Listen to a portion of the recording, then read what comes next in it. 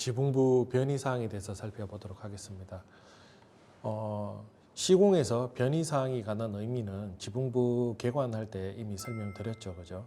그래서 기출문제를 한번 살펴보면, 자, 팔짝 지붕 건물에서 모서리 기둥의 치마가 심하여서 보수하고자 한다. 변이의 사항이 주어졌죠. 그죠? 모서리 기둥의 치마가 심하여서 그래서 보수하고자 한다. 예상되는 치마 원인을 모두 열거하고 대책과 시공 과정을 도면으로 제시하고 설명하시오. 자, 시공 문제에서 제일 많은 유형이죠. 그죠?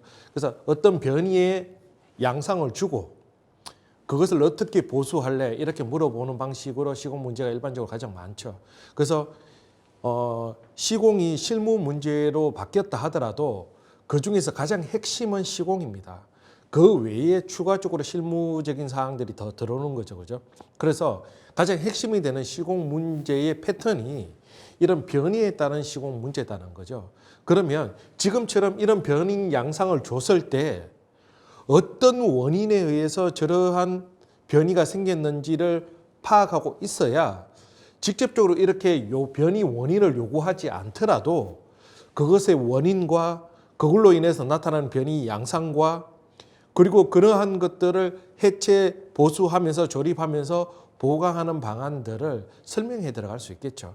그래서 이런 변이 양상들 그리고 거기에 따른 원인들을 파악하는 건 굉장히 중요한 사항이 됩니다. 시공에서. 또 한 문제 더 볼까요?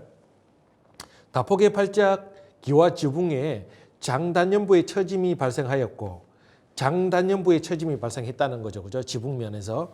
그 다음 추녀부의 처짐이 발생한 경우, 자, 지붕면에 장단연의 처짐이 발생했고 추녀 부분에서도 처짐이 발생했다는 거죠. 이에 대한 보수 방법과 해체 수리 과정에 대해서 기술하시오. 그래서 건물에서 장단연이 만나는 그 지붕면이 내려앉았다는 이야기죠. 그죠? 그리고 추녀가 처졌는데 네가 어떻게 해체 보수할래? 이렇게 물어보는 질문이잖아요. 그러면 장단연부가 왜 내려앉는지, 어떤 이유에서 내려앉는지, 보통 장단연부는 그 장년 뒷불이 들리면서 이렇게 불룩하게 배불러 오는 양상이 좀 일반적인데 그 부분이 내려앉을 수 있는 양상들도 있다는 거죠. 가장 직접적으로, 자, 적심 부분이 내려앉는다. 그렇죠?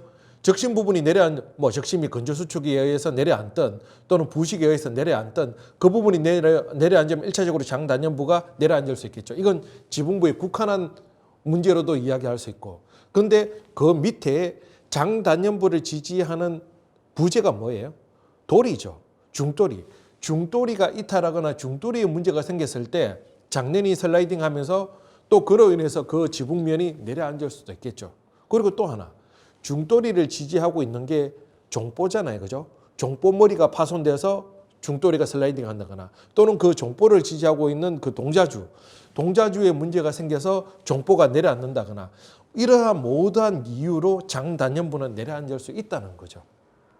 그러니 이러한 양상이 주어졌을 때 어떤 원인이 작용했는지를 미리 파악해 놓고 있지 않는다면 이런 문제를 해결하기가 굉장히 힘들겠죠. 그죠? 그래서 이 변이사항은 각 시공 부분에서 기초부, 축부, 공포부, 가구부, 지붕가구부, 지붕부, 수장부까지 각 변이의 양상이 어떻게 되고 그것의 원인이 어떻게 되는지를 다 체계적으로 정리해드리고 나면 여러분들은 그 사항만 별도로 모아놓고 숙지하셔야 된다고 제가 말씀드렸어요. 그죠? 왜? 서로 간의 연관성이 다 있기 때문에 그렇게 숙지하셔야 되고, 그리고 시공 답안에서 가장 핵심은 조사, 해체, 설치 이 세 가지가 가장 핵심입니다.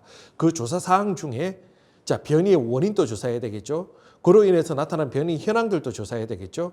그리고 그 건물의 기존의 구조도 조사해야 되죠. 그리고 설치 방법, 이런 사항들이 사전조사 사항으로 꾸려질 수 있는데 사실은 구조조사 사항은 구조적인 사항이기 때문에 그렇게 답안에서 큰 비중을 차지하지 않는 경우들이 많아요.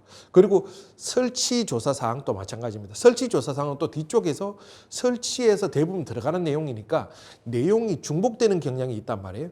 그러니까 이 조사 사항에 있어도 그 비중이 이렇게 굉장히 축소될 수밖에 없겠죠. 그럼 가장 핵심적으로 조사 사항이 남아있는 것은 변이 원인과 변이 양상이 가장 핵심적인 조사 사항으로 남아 있을 수밖에 없기 때문에 이 사항이 시공 답안에서 굉장히 중요한 사항이다, 이렇게 생각하시면 좋을 것 같습니다. 그래서 지붕부에 대한 내용들을 살펴보면 일단 지붕부에 국한되어 있는 변이 양상들, 그리고 그 지붕부에서 나타나는 그 변이 원인들 또 있겠지만 이 지붕부에서 발생한 변이 양상들이 지붕부가 아닌 이 본체 가구 구조체에서 나타나는 변이로 이미 기출문제에 살펴보듯이 장단연부가 만나는 그 교차 지점이 쳐졌다 했을 때 지붕부에 국한한 문제도 있었지만 그 하부의 구조체의 문제로 인해서도 변이가 나타날 수 있죠.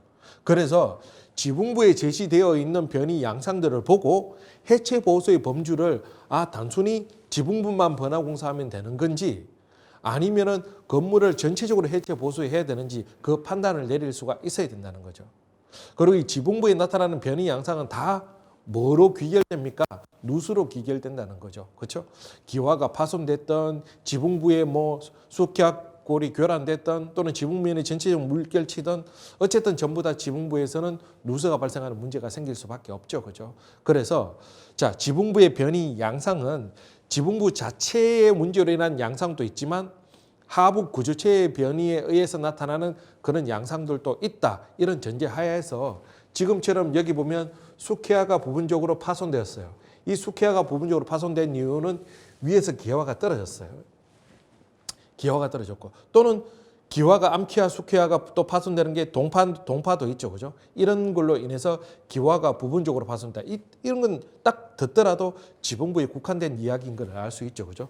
지금 여기 보면 중간중간에 이렇게 수키아 골들이 교란되어 있는 게 보여집니다. 이건 왜? 수키아 내부에 있는 수키아를 설치하기 위해서 설치한 홍두깨 흙이 유실되면 이렇게 수키아 골이 교란이 발생하죠. 그래서 이 역시 지붕부에 국한된 문제라고 볼 수 있습니다. 근데 여기는 봐보세요. 지금 용마루가 이게 사진이 왜곡된 게 아니라 실제로 이렇게 울렁출렁이고 있죠. 지금 사진상에서 잘 보이실는지는 모르겠지만 지붕면 또 이 용마루 면과 같이 이렇게 물결치는 현상들이 나타나고 있습니다. 그러면 용마루의 물결침 현상 또는 지붕면의 물결침 현상 이런 현상들은 변이 양상으로는 지붕부에 대해서 좋지만 실제로 이런 변이 양상이 왜 생긴지를 파악해야 되겠죠. 저렇게 용마루나 지붕면이 물결치려면 석가래가 전체적으로 교란이 발생해야 됩니다. 뒤틀림이 발생하면서 교란이 발생해야 되겠죠. 그럼 석가래가 전체적으로 교란이 발생하려면 어떤 문제에 의해서 발생할 수 있느냐? 건물의 전반적인 횡자골이 발생했을 때. 그렇다면 자, 용마루가 심하게 물결친다. 지붕면이 심하게 물결쳐서 해체 보수하고자 한다. 그런데 나는 번화공사. 이렇게 답을 쓰면 좋은 답이 안 되겠죠. 왜?